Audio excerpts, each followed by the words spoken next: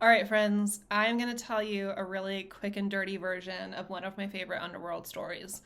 So, here's the disclaimer: there's a lot more nuances than what I'm going to share, there's a lot more to dig into. Keep that in mind. This is all in good fun. So, TLDR, don't take it too seriously. So, so, so Innana is the Sumerian goddess of love, fertility, beauty, all of the things. She has many parallels to Venus Aphrodite. Different goddess, has slightly different. There's nuances. Again, the nuances, right? But if you're not familiar with her, um, think a cousin, like a cousin of Aphrodite. um, because, or, a fraternal twin or something like that. I don't know. Yeah. I'm going to, you know what I want? I think I am going to just start referring to like the syncretized gods from other cultures as just fraternal twins in my shorthand, because they are similar but different, right? But often, but they are associated or affiliated with the same planets or the same similar phenomena or powers or what have you. So, back to our story. So Innana, she's the goddess. She's the queen of uh, Sumer, the sort of the empire or whatever it is. Not actual Sumer. I don't know, but she's the queen. She's the queen. She's the fucking queen. All right. So Inanna's a queen, and she is married to Dumuzi, who's a god of agriculture. And for whatever reason, her sister Ereshkigal, who is the queen of the underworld, that's what it. Okay, here we go. Here we go, you guys. All right. So Inanna's the queen of like the human world, the world of the living, and her sister Ereshkigal is the queen of the dead and the underworld. So Innana is summoned by Ereshkigal to the underworld for whatever reason, and she's like, "All right, fine, I'll go see my sister, whatever. I'll see what she wants." So, but she knows that she and her sister are not always on good terms, and so she wants to cover her ass. So she recruits two of her little helper assistant people, and says, and I imagine them as like creatures. I kind of imagine them as like the two creatures that are Hades' minions in Hercules, in the film Hercules, the animated version. I don't. That's probably not at all accurate, but that's how I imagine it in my head. So anyway, she recruits these creatures, her assistants, to come down to the underworld to retrieve her, should she not return in time, or just sort of like see what's up and see what her sister may have been up to.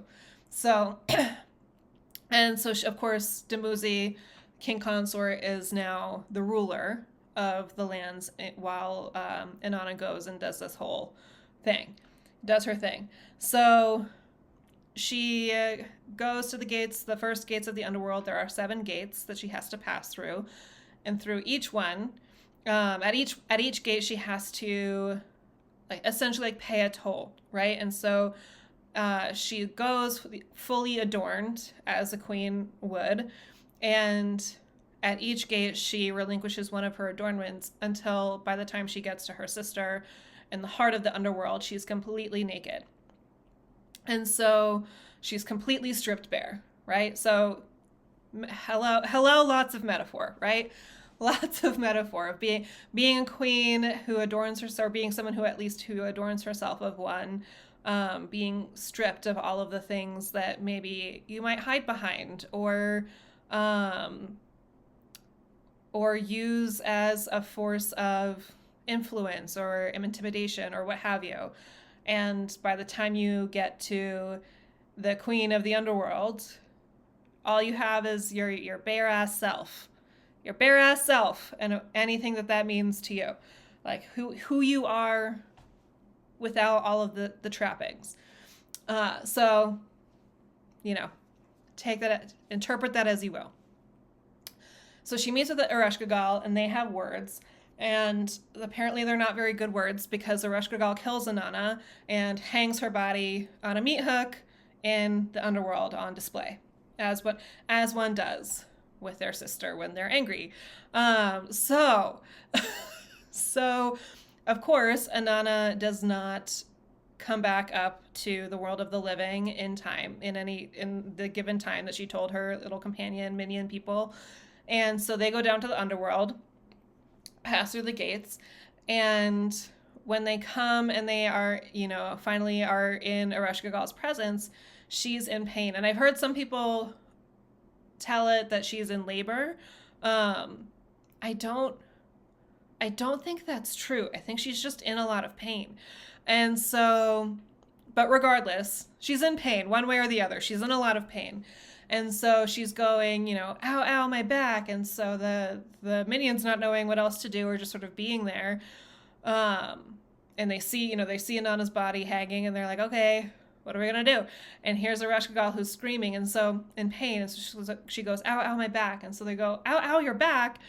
And then she goes, ow, ow, my insides. And they go, ow, ow, your insides. And they go on for a little while. And basically, all they do is just witness her pain and reflect that back to her. And the way that I like to interpret it is, just by having her pain acknowledged, by being witnessed, it starts to go away, or she's no longer as fixated on it, right? It's like I think of it like, the first thing that came to mind was how when you're let's say you stub your toe and your toe really, really hurts, and someone slaps you across the face to distract you from the pain. It's a nicer version of that, a less violent version of that. You know how that happens? I don't know. This is, anyway. Please don't, I do not recommend, this is not an endorsement for that kind of behavior. All of that to say, it's that thing where sometimes something hurts or something feels really bad, and then suddenly you share it with somebody, or somebody just names it, right? Sometimes you don't even know what you're feeling, and someone's just yeah, you seem like you're really sad, or you seem things seem really hard for you right now, and I can see why, and just having that acknowledgement suddenly is oh, well, now I don't have to be yelling and screaming about it because someone finally saw it, right? So anyway, so that's how I imagine that going, as the 21st century therapist philosopher that I am, and not a Sumerian plebeian in several thousand years ago. So again, context matters. But anyway, so Ereshkigal's pain goes away, and she's immensely grateful to these two creatures for witnessing her and sort of helping her through it, or being present with her, and supporting her through her pain. And so she's basically offers them a gift, and they say they want Innana's body. And so, I think she was a little hesitant, but, she had already made the vow and the promise of a gift, and that's all they were asking for. And so she gives it to them. And so as they go back up through the 7 gates, Innana emerges, reborn, right? She comes back alive again. And then she goes back, and so this is where most people end the story, in my experience, when they tell it, because they're really focusing on the whole death rebirth thing, which I think is really, that's why I love this story. And it's tied to this whole journey is tied to the Venus retrograde cycle, which retrogrades are an optical illusion, but they're still a phenomenon that people made myths about, Jesus included. And anyway, so, so it's a 40-day, 40-night death rebirth cycle. And so she emerges, and of course she goes back, but it continues, right? The story continues. It doesn't just end with you get reborn and then, whatever, which is part of my issue too with some of the hero's journey emphasis, or prevalence is like the transformation might be important or might be one of the most interesting parts, or the most intense parts, but sometimes the transformation journey is just the origin story. You know what I mean? Like, it's everything that comes after that transformation that's impactful sometimes, right? So in this story, Inanna goes back and Dumuzi has, become corrupted by the power that he had in her absence. And so she and him have their little, spousal quarrel. And I believe she sends him on some sort, like she basically like banishes him or like sends him off on some sort of quest that takes him 6 months, and this turns into like a yearly thing. So for 6 months out of the year, he is like out of the kingdom, or like out of the realm on this quest, or like maybe even back in the underworld or whatever, as his sort of punishment for disrespecting Innana and kind of betraying her, right? Like, he didn't go looking for her. He wasn't worried. He was like, okay, cool. So I guess her sister killed her. Good riddance, Like, anyway, so like I'd be pissed too. So anyway, so that's that story. And again, and why I love it is for the very quick and dirty version. And why I love it is because of like there's so much to the, being stripped bare, having to confront, this shadow. Like, some people, like, if you want to get really Jungian with it, like, some people have interpreted Ereshkigal as, just like Inanna's shadow twin, essentially, like as Innana, but the dark version, like the underworld version. There's nothing wrong with being dark. And so it's just a description, just an adjective. And, and so I think I kind of like that. I don't think that was necessarily the intention. So many of these myths that come from, especially cultures that are thousands of years old, we have to look at the context. And again, a lot of what they're doing is creating story around natural phenomena, around social phenomena, to either explain it or make meaning of it, or to, and also as a way of sort of creating a culture and like norms and structures and rules that help people understand, like, why do I have to store all of this grain in this month? That like the whole, what is it, the grasshopper and the ant story? Is that the one? There's the story with the grasshopper and the ant, and the grasshopper is playing all summer while the ants are working, and then the grasshopper dies every winter, but the ants always like live and come back, or something like that. Anyway, right? I'm such a good storyteller. But anyway, I can't, if I really try, I can be it, but this is a little off the cuff. This is kind of it. This is story improv with Amanda Jane. But anyway, they use these stories as a way of helping to people understand why they might need to do something, or, teaching morality, or teaching, I feel like discipline is too extreme of a word, but like routines, like explaining the why and the what for certain routines that we might have. And so they're like, and I think it's important to keep that in mind when we engage with myth and lore and even our own stories. Like, this is why it's important to really question and interrogate a story in the context it was born in and how it's evolved over time. Because even if like the 21st century version of the Inanna's underworld journey, where it is more about self-integration and confronting your shadow self, or stripping yourself bare and having that like really, rough reawakening, that kind of a thing, or, and processing or acknowledging your own pain, your own wounds, the things that were left unwitnessed and therefore unhealed. And so it isn't until you allow someone to bear witness to them that you are able to heal them. Like, that's like all of those interpretations of the story are of the present context, this like modern context. Um, and not to say that it wasn't possible, like that could have been true then too, but like there's no way for us to really know. And there's so much more nuance and culture, and like context, that is different. That like survival needs are different. Who had power was different. What the values of society were different.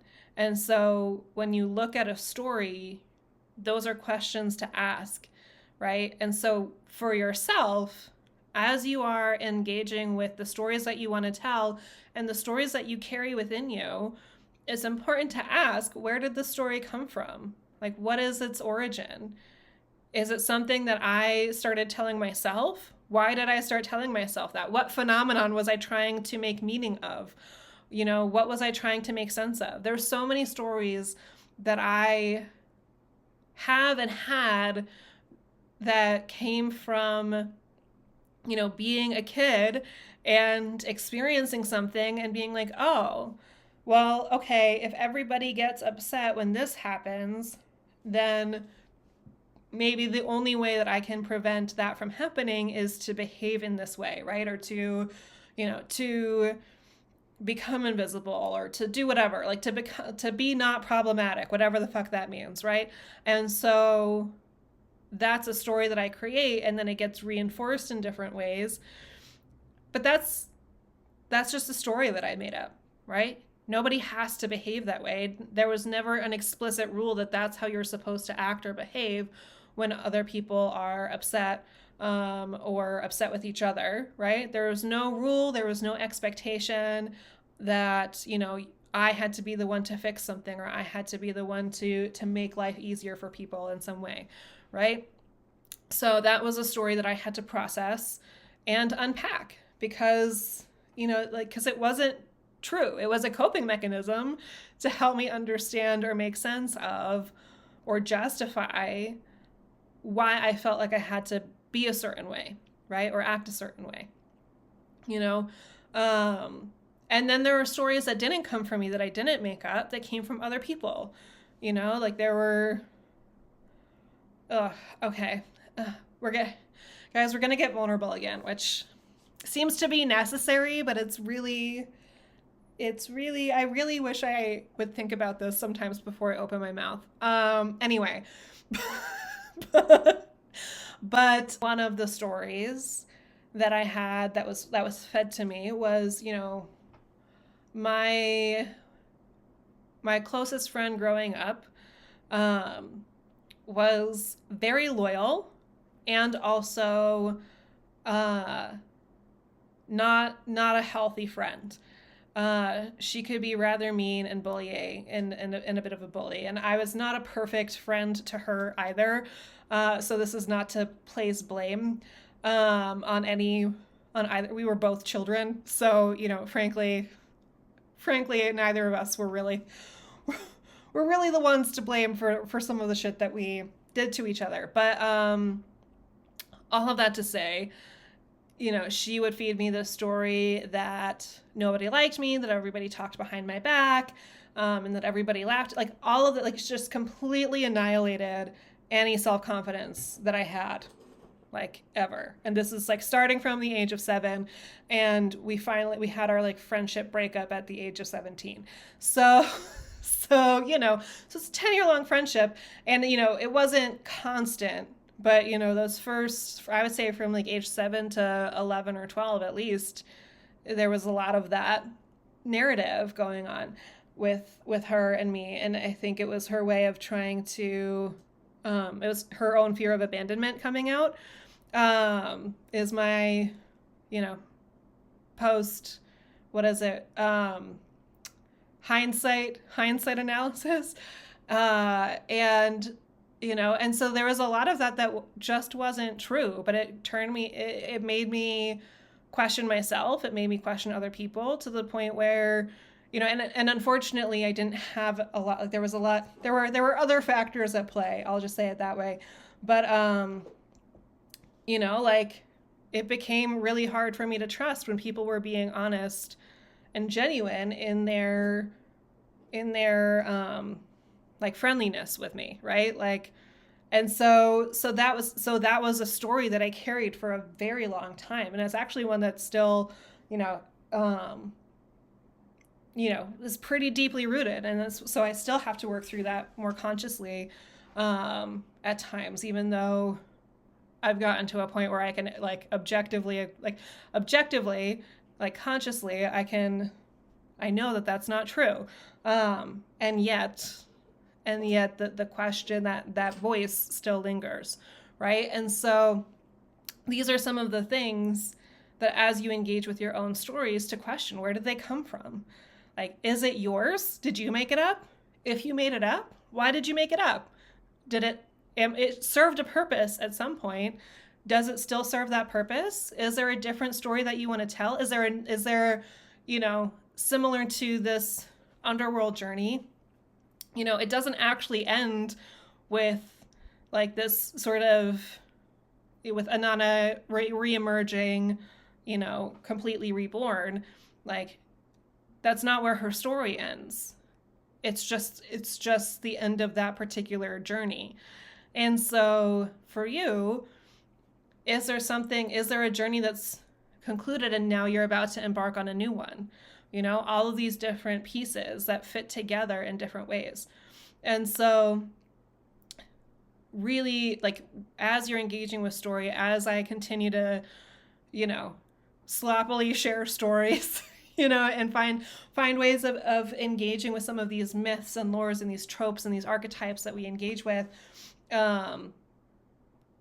like, let's engage with them critically, and let's find different ways of exploring them, because there's multiple ways to tell a story. There's multiple avenues, there's multiple archetypes, there's multiple tools at our disposal to explore ourselves, to explore what we are trying to create, the world we are trying to create, the life we are trying to create, the art and the reflection of our own process that we're trying to create and share with people. And so I think, another, if you want to, as a creative exercise, I would invite you to maybe, like, to create like a map, right? To create a map of your story, or to maybe pick something that you want to question and pick apart, and what does that look like, right? You can make a visual, like what would a poem or a song about, confronting a false narrative look like? What would a painting, what would your self-portrait look like if you're going to confront your own Naresh Kagal, right? Like, what would that confrontation look like for you in your own experience? How does that metaphor, or how does that sort of, that myth or that story map onto the stories and mythology and like the lore of your own life, right? Or like make a collage, if you're not particular, like if you don't feel like you're particularly skilled, make a collage or a Pinterest board of, images and words that maybe describe or capture, like, all the different stories that you carry. You know what I mean? Because you're always like, we're all more than just one story. And we're all many different characters in all of the stories that we carry as well. So anyway, I'm gonna stop myself because I'm about to get carried away. But anyway, have fun with that. See if that's something that works for you, and let me know. Let me know if that's something, if you do it. Let me know if you do it and how it goes for you. I'd love to hear about it. So anyway, I'll see you when I see you.